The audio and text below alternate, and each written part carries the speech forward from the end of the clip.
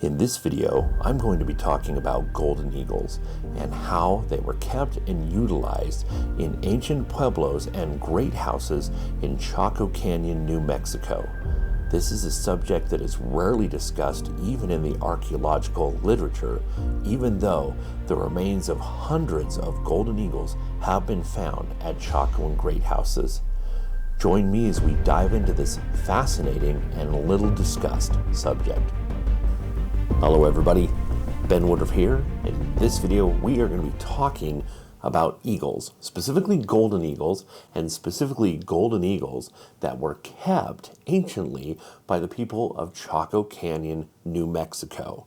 So we need to give a little bit of background for this, but I want you to understand, why am I talking about this subject? Well, in addition to having a vast depth of research on this particular subject, I have personally trained eagles for years. I have trained a number of golden eagles and bald eagles. I've trained them for falconry, I've trained them for wildlife education, and I've done wildlife rehabilitation work. So I have a unique insight into the care and morphology and molt patterns of golden eagles, and it's going to play into this video. I'm going to bring some perspectives that you might not be able to get anywhere else, and that's why I wanted to make this video, because part of this subject, eagles at Chaco Canyon, never gets brought up at all, and certainly not in the context of somebody who has worked directly with eagles. So let's back up a little bit here.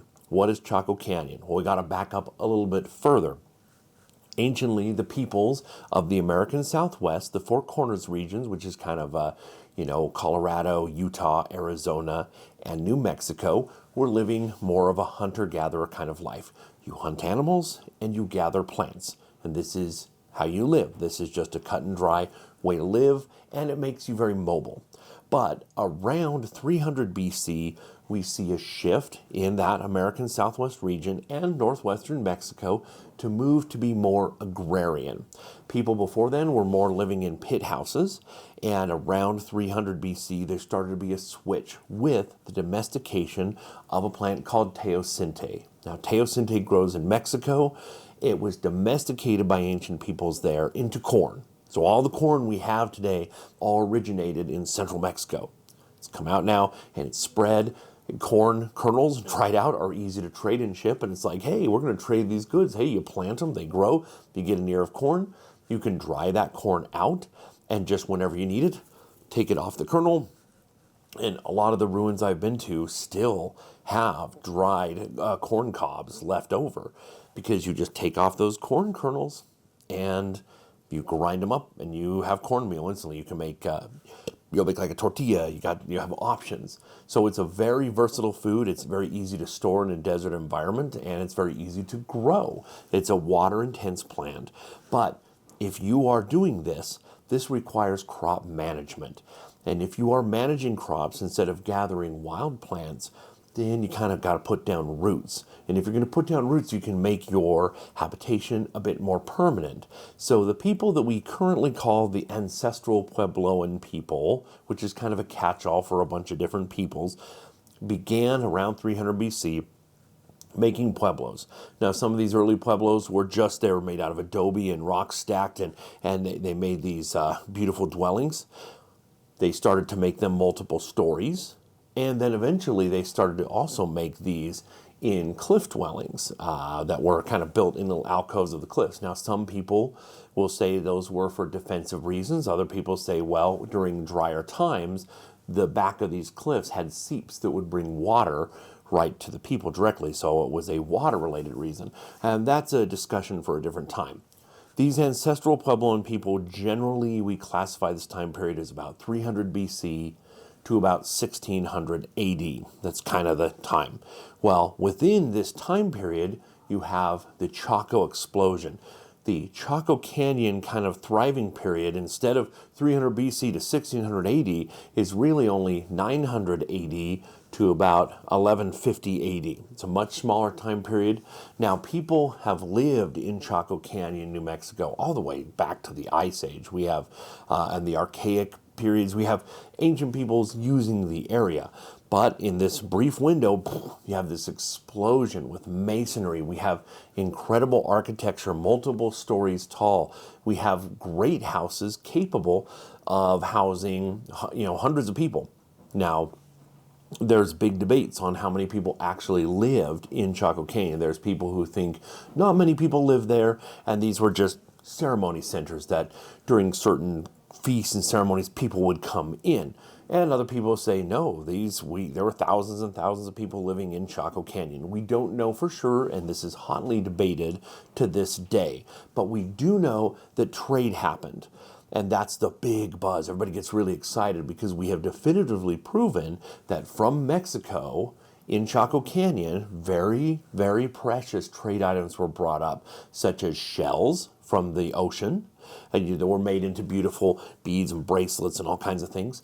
Copper bells, and very precious cacao beans. And there were, cacao, which you make chocolate out of, but they made a chocolate drink, and there were very special either elitist mugs or maybe ritual mugs that we have tested the residue and proven it has theobromine in it, which is chocolate. So we know they were bringing up chocolate from probably the Puerto Vallarta region.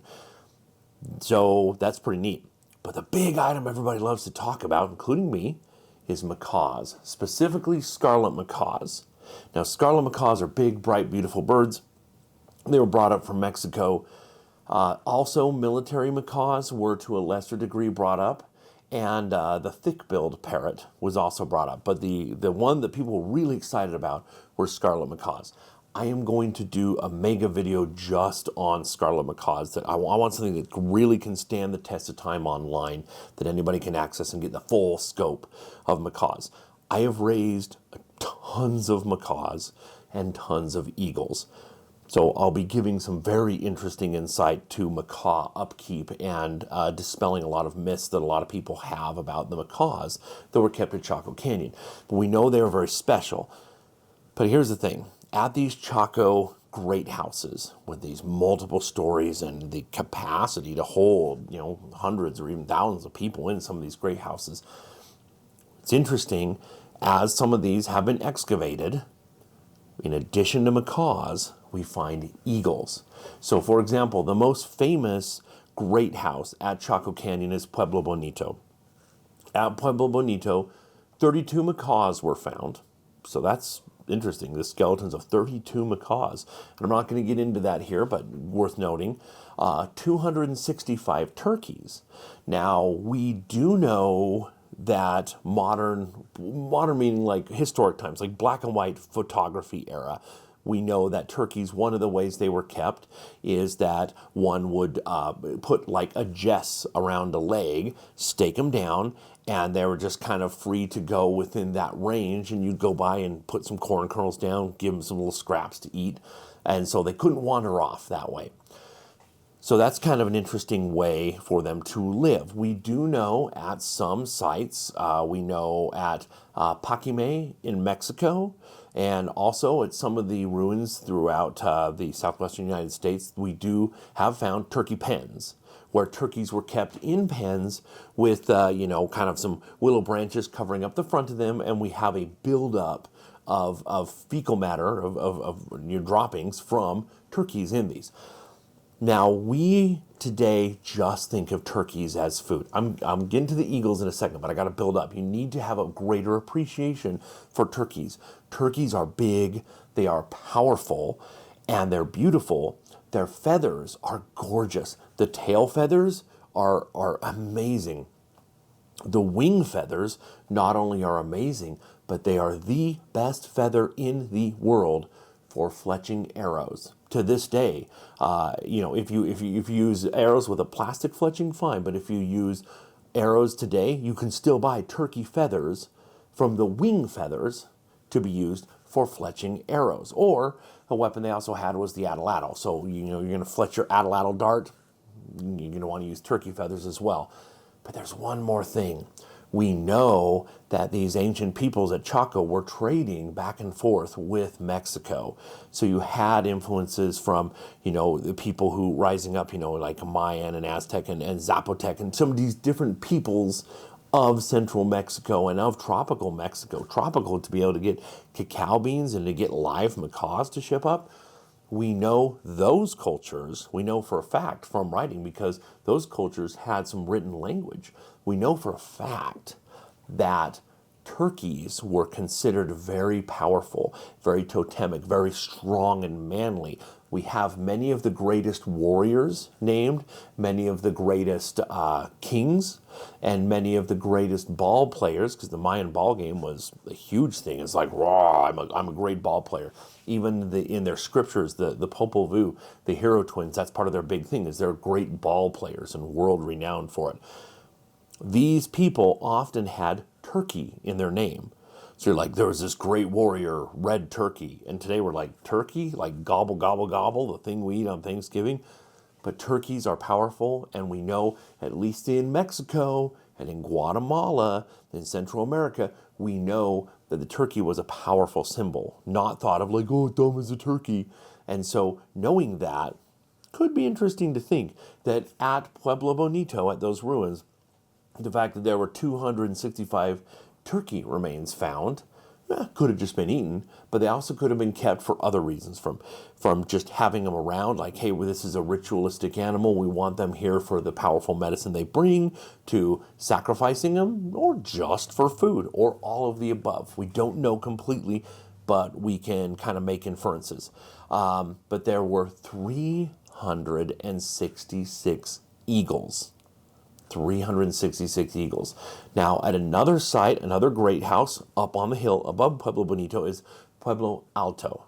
Now, Pueblo Alto had 67 eagles, the remains of 67 eagles found there, and 689 turkeys. So there are many great houses in Chaco Canyon that are entirely unexcavated. So who knows what other numbers could be inferred. But the fact that, in a couple 100-year span of kind of the thriving of Pueblo Bonito, the fact that you have 366 eagles, it's pretty remarkable. What were they doing there? Were they killed? Were they eaten? Were they kept alive? What were they used for? Well, I want to bring some interesting perspectives, both from ancient times and from the modern day times as well. So, first of all, what can we infer from peoples today? There are many tribes that do still live in pueblos, and that recently did, and maybe have moved away from that. And we have in the early 1900s black and white photos and records of anthropologists going to meet some of these modern tribes and to learn all they could directly from these people. And one of the things they found is that many of these tribes in historic times would regularly keep eagles. Now, these eagles were usually taken as a baby from a nest. Sometimes they were trapped, but usually they were taken as a baby from a nest. And maybe you would have some sort of jesses on the ankles, and they might be kept in pens, but usually they were kind of kept on the top of the pueblo. It's like, hey, you're overlooking all of us. That could be viewed as a good omen, as a blessing of the people. We do know that in some, not all, but some of these tribes, these eagles were sacrificed. They were raised to a certain age and they were sacrificed. It seems in some tribes they weren't viewed as much more than, we're going to sacrifice them and have them be, we just need the feathers. And it's an offering. It's a very sacred ritual offering. But in some, the sacrifice was very important. And in some tribes, they would get a baby, raise it to a certain age, and then let it learn how to fly and hunt and go do its thing on its own.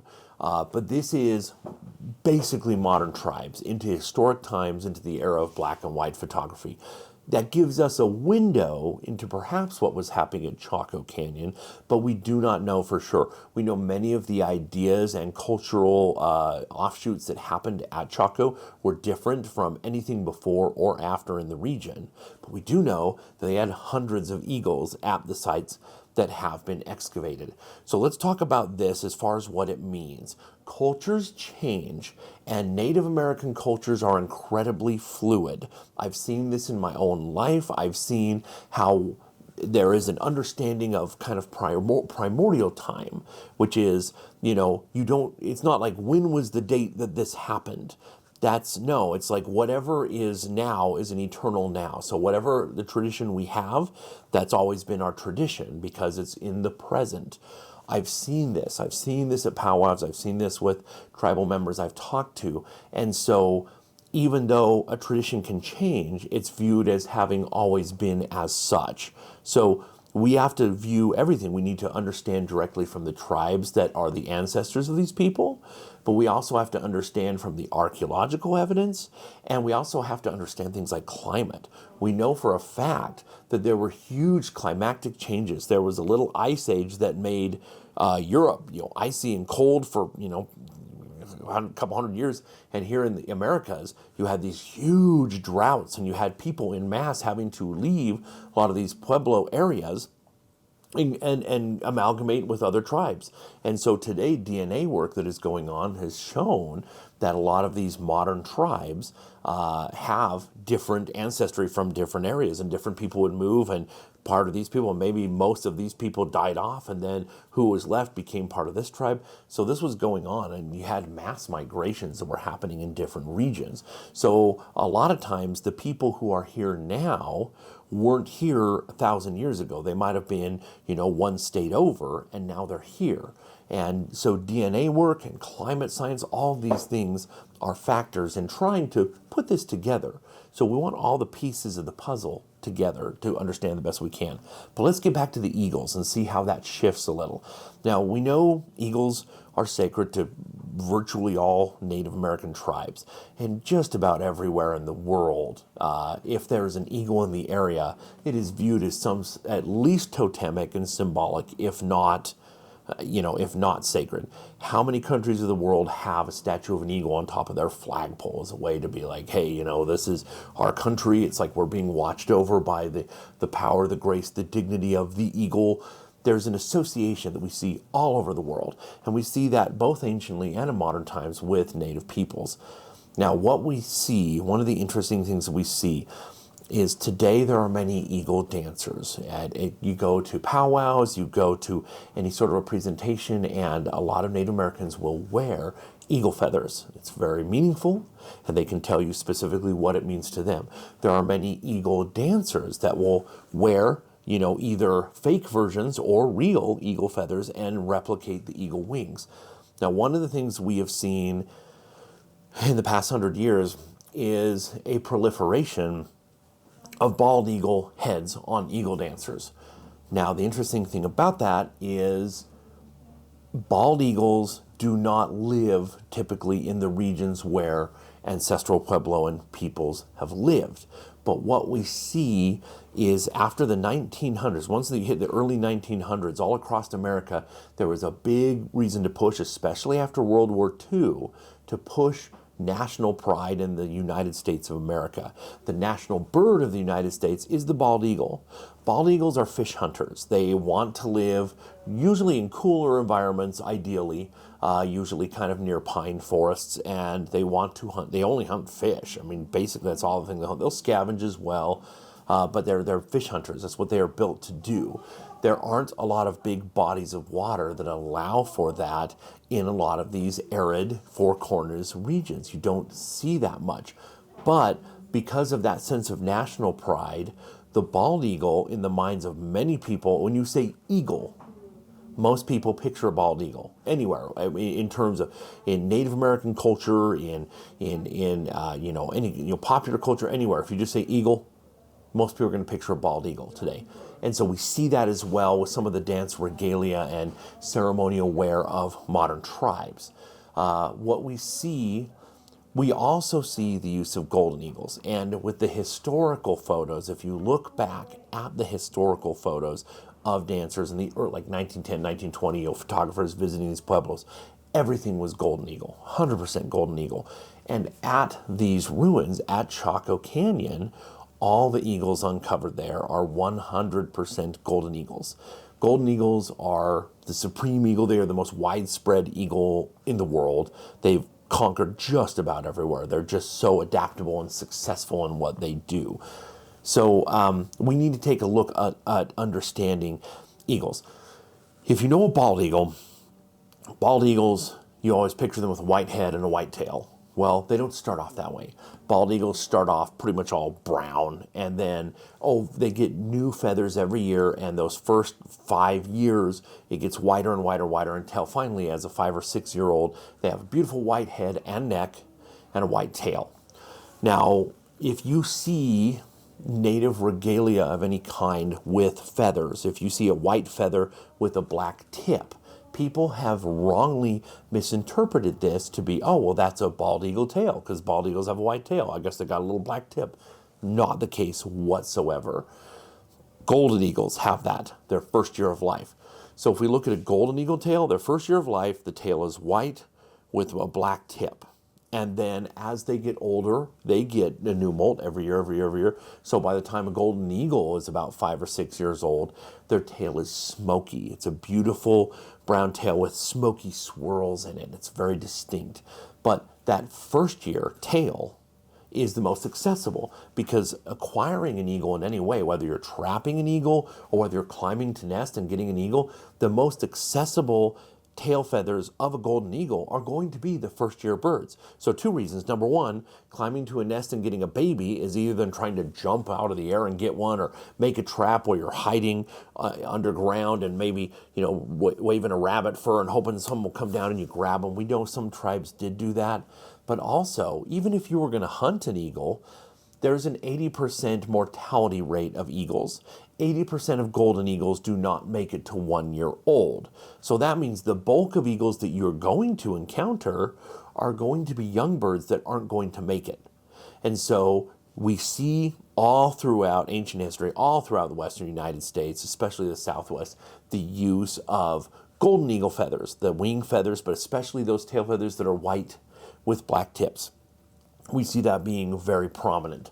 And again, we see in the early 1900s that eagles were kept. It is not easy to keep an eagle alive properly. They require fresh food every day.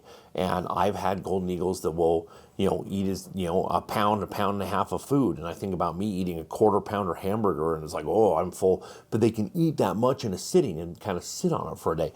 They can eat a lot of food. Fresh meat. You can't be giving them corn, can't be giving them dried corn and things like that. And so this is a difficult bird to keep alive.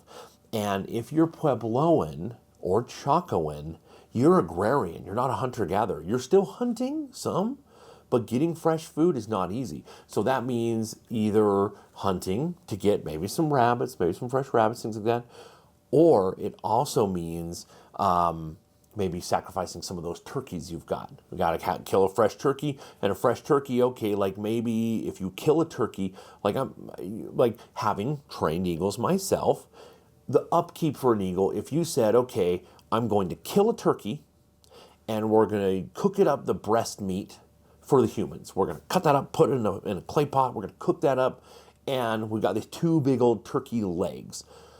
We can feed this leg to an eagle one day, and, put this other one in the shade so it'll last a day. It'll be, kind of flies on it and stuff. And then the next day, give that second leg. So really, if you're doing that, and again, maybe you're feeding them the breast meat too, depends on how you do it, right? But that's about what it's going to take to keep a golden eagle alive. That's incredible. I mean, you would be, if you're using your own turkeys that you are raising, you're going to be burning through turkeys fast to keep, I would say, if you just, and again, we don't know about keeping meat cool. Like, you can turn meat into jerky, but a bird can't eat that. A bird needs to eat fresh, raw meat. It cannot eat cooked meat. It cannot eat jerky. So if you have an eagle and you're keeping it at Chaco Canyon, you're trying to keep it alive. If you were to say, well, we're not going to worry about spoilage and the meat going bad, it just kind of will, but whatever, then I think a full turkey, also with the guts, that could be about a week, about 7 to 8 days of meat, for being conservative for an eagle, not fattening the thing up. One whole turkey. And again, you're going to have meat potentially going bad, but maybe if you're keeping it in colder months, maybe that's okay. But that's a lot that you are burning through to keep this eagle alive. We do not have any evidence indicating one way or another that these eagles were kept for any other purpose other than ritual or sacrifice. Those are the only things we seem to see them for. We don't have any evidence that they were eaten. They could have been, but we don't currently have evidence in the archaeological record to suggest that, but it is possible. Chaco was a wild place where very wild things happened, very different things, very new ideas, some of them epic, some of them scary. And so who knows what was going on there with these eagles.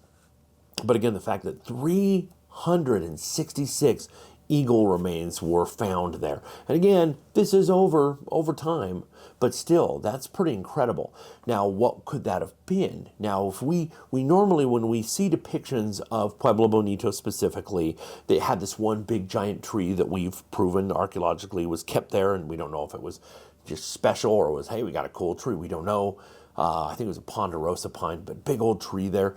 But coming into this space, we know that there were many elites. We had incredible elite burials that have been uncovered at Pueblo Bonito with thousands and hundreds of thousands of turquoise beads and some of these. So we know live macaws were kept there too.